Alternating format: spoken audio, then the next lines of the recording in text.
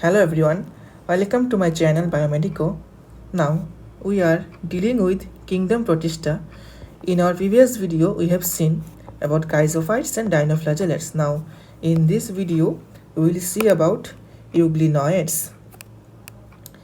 Now euglenoids, the majority of them are freshwater organisms. They are freshwater found in stagnant water. Now note here that chrysophyte was both freshwater and marine environment.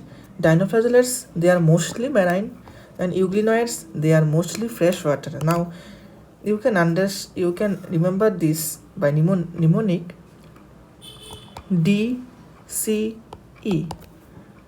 Now dinoflagellates is all are marine, mostly marine. Euglenoids mostly are freshwater, and C, that is chrysophytes, come in between two, so it is both freshwater and marine. Their habitats are important. Okay, the mnemonic is DCE. Dinoflagellates are marine, euglenoids, E for euglenoids, they are freshwater, and in between D and E here comes the C, that is chrysophytes, which is both marine and freshwater. Now instead of cell wall, now this is important feature of euglenoids that they don't have cell wall. Instead they have a protein rich layer called the pelicell, which makes their body flexible. Now this is the picture of euglenoids. Now they don't have cell wall, they have this protein rich layer that is called pelicell, which is protein rich. Now cell wall is rigid, so cell wall is absent, protein present, which is flexible, which makes them flexible. They also have two flagella, one is short, one is long. You can see one is short flagella, one is long flagella. Okay, these are the two flagellas. Now similarly dinoflagellates also have two flagella, but one is present transversely and the other is longitudinal. And in euglenoids here, one is short, one is long flagella. Now though they are photosynthetic, euglenoids only in presence of sunlight. When the sunlight is absent, they behave like heterotrophs by predating on other organisms. This is a very important line and very important feature of euglenoids. Euglenoids behaves like autotrophs, means they produce their own food in presence of sunlight when sunlight is present, but when sunlight is absent, they behave like heterotrophs by predating. Predating means eating other organisms. Now they predate on other organisms for the energy. Thereby euglenoids. Now this was previously asked in your NEET exam. Which of the following is the connecting link between autotrophs and heterotrophs? Euglenoid is the connecting link between heterotrophs and autotrophs because they perform as autotrophs in presence of sunlight, and in absence of sunlight they behave like heterotrophs. Now this is important feature of euglenoid. Interestingly, the pigments of the euglenoid are similar or identical to those of the green higher plants. When they are photosynthetic, they have pigments such as chlorophyll, which is similar to that photosynthetic pigment of higher plants. The classical example of euglenoids is euglena, very easy to remember. Now this is the picture of euglena, which has two flagellas, cell wall absent. Instead they have a protein rich pelicell that make their body flexible. Now this was all about euglenoids. Now let us see slime molds. Now slime molds, they are also called false fungi or naked fungi. Mark that. Slime molds are also called false fungi and naked fungi. Now they are mainly saprophytic protists. Saprophytic means they derive their food from dead organic matter. So the body of slime molds, they move along decaying twigs and leaves engulfing organic matter. See, these are the leaves, dead leaves or decaying leaves or the twigs. Okay, now these slime molds, since they are saprophytic, so they engulf this. They obtain food from this dead. By obtaining food, they move further forward and obtain food from this dead leaf, and again further move forward and obtain food from this dead leaf. By this, they moves forward. The body moves along decaying twigs and leaves engulfing organic matter under suitable condition. This is important. When the condition is suitable, means favorable conditions, they form aggregation that is called plasmodium. This is example of plasma. This is the picture of plasmodium. And these dots, these are actually slime molds. Under favorable condition, they form this aggregation of many these dots. These are the slime molds. They form aggregation that is called plasmodium that lacks cell wall.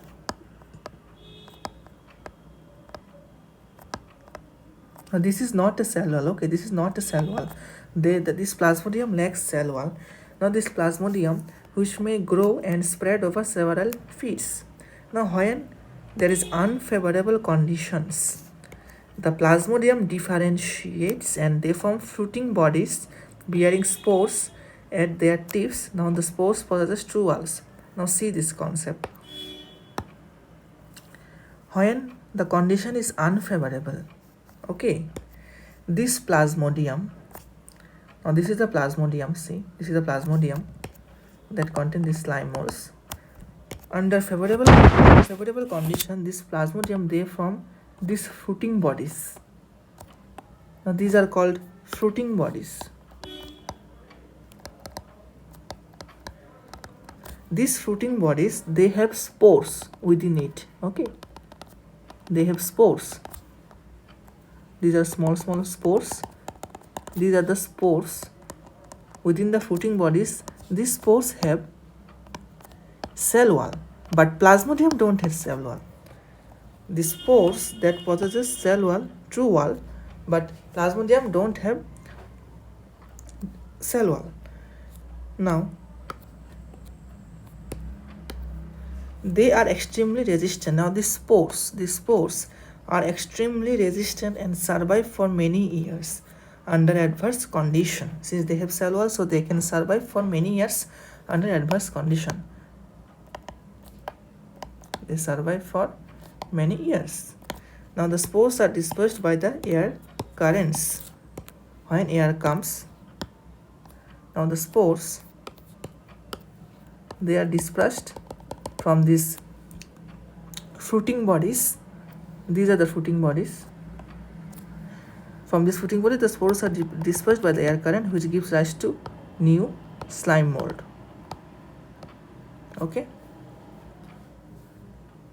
So here important is the slime molds are saprophytic protists, also known as false fungi or naked fungi. The body moves along decaying twigs and leaving engulfing organic matter. Suitable condition, they form plasmodium that lacks cell wall. Unfavorable condition, the plasmodium differentiates to form these fruiting bodies. These fruiting bodies which have spores, the spores possess true cell wall, so they are resistant and they can survive for many years. Now the spores are dispersed by these air currents, which gives rise to new slime mold. Now let us see protozoans. All protozoans, they are heterotrophs. So since they are heterotrophs, which type of heterotrophs? They live as predators or parasites. Now they are believed to be the primitive relatives of animals. Why they are primitive relatives? Since they are only heterotrophs. Animals are also heterotrophs, so they are also called primitive relatives of the animals. Now we classify or divide protozoans into four main groups: amoeboid protozoans, flagellated protozoans, ciliated, and sporozoans. Now let us see amoeboid protozoans. These organisms live in fresh water, seawater or moist soil. They move and capture their prey by putting out the pseudopodia, that is called false feet. Example is amoeba. Now this is amoeba. Okay, amoeba. Now they put out their false feet, means they appear like this. Now these are called false feet, also called pseudopodia, that trap other organisms from outside for food, since they are parasitic or predators, since they are predators. So they move and capture their prey. This is prey. They capture their prey by putting out their pseudopodia, that is also called false feet. It is seen in amoeba. This is amoeba, which is also an example of amoeboid protozoan. Now they can be also marine. They can be both freshwater as well as marine. The marine form, they have silica shells on their surface. Some of them, such as entamoeba, are parasites. Now marine forms of amoeboid protozoans have silica on their surface. Now parasitic are the parasitic form is, the example of parasitic form of amoeboid protozoan is entamoeba. The full name of it is Entamoeba histolytica. Entamoeba histolytica. This causes a disease in humans that is called amoebiasis. Amoebiasis. You will come to know about this disease in your class 12 Ncert. So for now, mark that amoeba, this Entamoeba histolytica, causes amoebiasis, and this Entamoeba histolytica, it is an example of amoeboid protozoans. This is important. Next comes flagellated protozoans. The members of this group are either free living or parasitic. They have flagella, so the name is flagellated. The parasitic form of this flagellated protozoan, parasite means that causes diseases, okay, that live in other organisms and cause disease. They causes diseases such as sleeping sickness. Now this is important. Sleeping sickness that is caused by trypanosoma. This is an important question. Which of the following causes sleeping sickness disorders or diseases? Trypanosoma. The full name is Trypanosoma gambians. So you can only remember the trypanosoma, which is an example of flagellated protozoans that causes sleeping sickness disorder. Next comes ciliated protozoans. So ciliated protozoans, they are aquatic, actively moving organisms because of presence of thousands of cilia. Now this picture, this is an example of ciliated. Now you can see there are very small cilia present on their outer surface. So they are, because of presence of cilia, so they can move freely. They because of presence of thousand cilia, they are actively moving organisms. They have a cavity that is called gullet that opens to the outside of the cell surface. Now this is gullet. This is the gullet. This is the cavity that opens to the outside. Now what happens here is that the coordinated movement of the rows of the cilia, they cause water laden with the food to be stirred into the gullet. Now what happens here? Now these are the cilia. Now they move in a coordinated way towards the gullet. Thereby they cause the movement of the water along with their food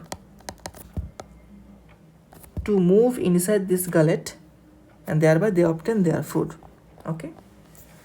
Example is paramecium. This is the picture of paramecium. This picture is important. Moreover, this paramecium lacks cell wall.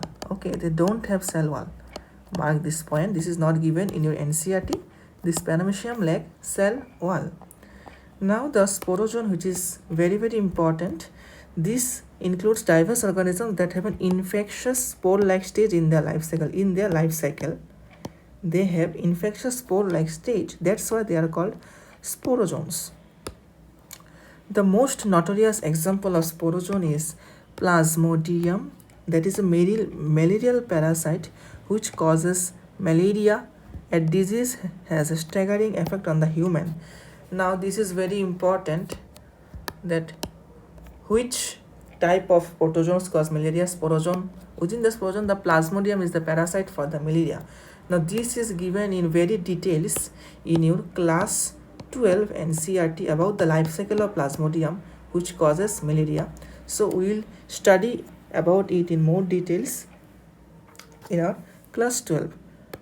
Now for this time, remember this name Plasmodium, which is a malarial parasite in human bodies and which falls under protozoans of kingdom Protista. Thereby we have completed kingdom Protista. In our next video, we will see about kingdom fungi, which is another important kingdom. So if you like this video, please do subscribe to this channel, Biomedico channel, and it will motivate me to make more such videos.